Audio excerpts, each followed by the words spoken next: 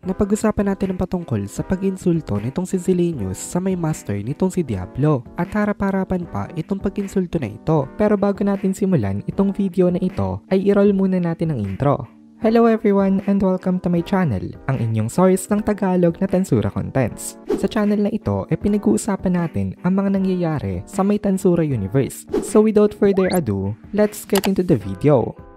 Nag-upload na nga pala guys ang Kohay PH ng Tagalog na solo leveling. Kaya kung gusto mo makapanood ng Tagalog solo leveling contents, bisitahin nyo ang Kohay PH. Link in the description. Pasensya na nga pala guys, kasi matagal akong hindi nakapag-upload. Nagkasakit kasi ako. Kaya talagang magsuot kayo ng face mask kapag lalabas kayo in public. So balik tayo sa may kwento. By the way, isa nga pala itong flashback sa may time na hindi pa nasasabi nitong si Zilenius ang insulto niya kay Rimuru. Nakakatama ng kanyang mga atake itong si Diablo kay Zilenius habang nagagawa niyang maipari ang mga atake nitong si Zilenius sa kanya. Pero unfortunately, kahit na nakakatama si Diablo, hindi ito nakaka-penetrate sa may sobrang tigas nitong si Zilenius na armor. Hindi rin naman pinupush ito masyado nitong si Diablo dito at naghahanda na lang siya para sa kanyang next na atake. Ang galing daw makipaglaban nitong si Diablo na para daw bang sanay na sanay at trained ito na makipaglaban sa isang opponent na mas malakas sa kanya. Tinanong ni Pico itong si Dino na kaya daw bang gawin nitong si Dino yon. Sabi naman ni Dino sa kanya wag daw siyang tanungin ng ganon nitong si Pico. Ano daw bang ina-expect nitong si Pico sa kanya? Sa sobrang lala daw ng laban ngayon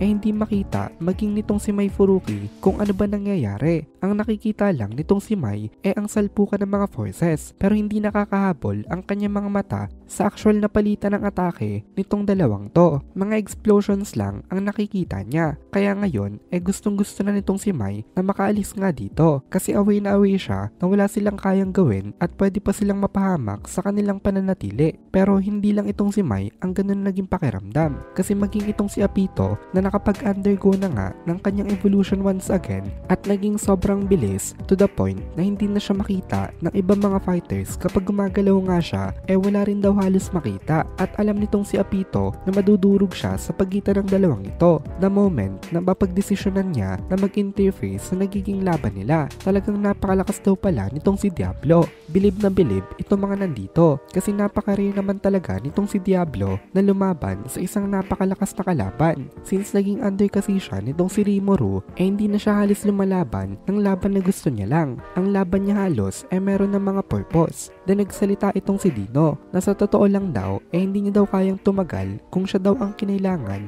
na tumapat kay Zilenius kanina pero lalaban pa rin naman daw siya in a good looking way. It's just sigurado daw talaga siya sa kanyang pagkatalo. Sabi naman itong si Pico kahit daw na sinubukan na pumalag nitong si Dino siguradong hati daw sa gitna itong si Dino kapag tinamaan ito ng atake nitong si Zilenius. Tatakas na ata itong sila Dino pero nagpaiwan itong si Apito. Nag-aalala kasi siya dito. Currently hinihil kasi itong si Vision nitong sila Pico at Gracia pero unfortunately hanggang ngayon hindi pa rin niya nai-regain ang consciousness niya. Naisip nitong si Mai Furuki na pwede na rin daw siyang tumakas anytime pero ang problema na lang daw kapag the moment na gumalaw daw siya inatake siya bigla nitong si Zilenius kahit gaano pa daw kalayo ito hindi siya makakatakas dito kasi isang atake lang daw nitong si Zilenius tapos agad siya. Kailangan na lang daw nila na magtiwala sa may sinabi nitong si Ramirez na binago na nito ang spawn point ng Resurrection Bracelet kaya kailangan daw talaga na manalo nitong si Diablo dito. Ngayon punta naman tayo sa may point of view nitong sila Shuna. Unlike ng team nitong sila Dino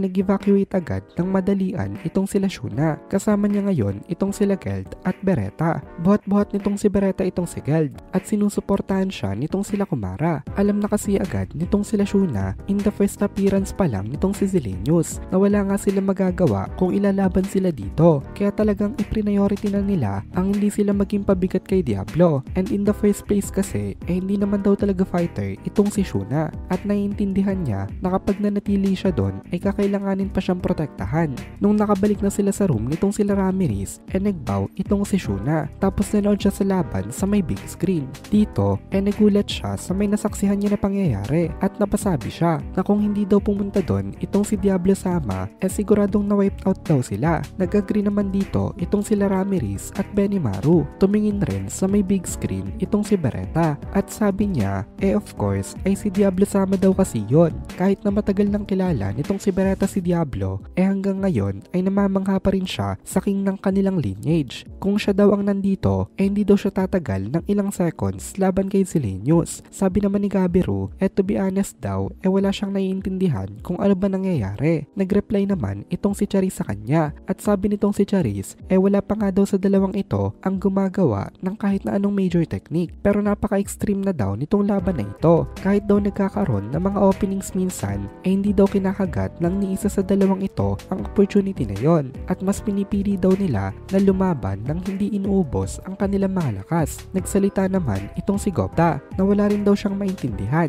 kahit na ginagamit niya na daw ang kanyang intuition. Pero sabi nitong si Ranga sa kanya, wag daw mag-alala itong si Gopta kasi hindi lang daw siya ang ganyan ang nararamdaman. In case daw nitong si Ranga hindi siya nagre-rely masyado sa kanyang sense of sight. Pwede niyang gamitin ang kanyang sense of smell. Pero ang problema sobrang bilis daw nitong si Diablo kaya hindi niya rin ma-track ito. Wala talaga silang way para tumulong kung hindi man lang nila ma-pinpoint kung nasaan itong si Diablo at a specific time. Kasi kapag bigla daw silang pumasok sa may battlefield na ito, para silang masasagasaan ng isang napakabilis na trend ni hindi man lang nila maiintindihan kung ano nangyari sa kanila. At dito na muna natin tatapusin itong video na ito. Kung nagugustuhan mo itong mga videos natin, ay please consider joining the membership para mapanood mo na agad ang mga kasunod na part dahil palaging advance ang ating mga members. Also, ay please consider leaving a like at mag-comment ka na din para ma-boost naman tayo ng algorithm.